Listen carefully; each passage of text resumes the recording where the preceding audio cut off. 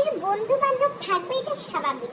কিন্তু বরের যদি কোনো মেয়ে বান্ধবী থাকে, শুধু মেয়ে বান্ধবী না, কোনো মেয়ে বান্ধবী খুব ভালো ক্লোজ ফ্রেন্ড থাকে, তাহলে জীবন শেষ।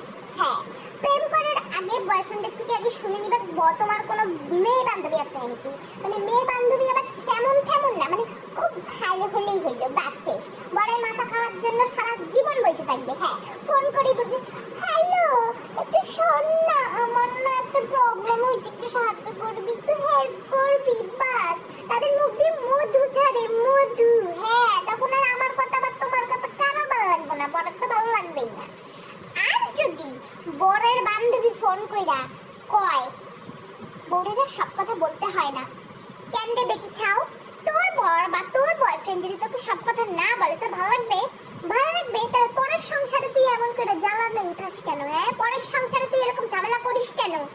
মনে হয় সত্যি, আমার মনে হয় হাড়পিক খাওয়াই দেই একবারে, মনটা একবার ঝকঝকা হয়ে যাবে গা। শাল।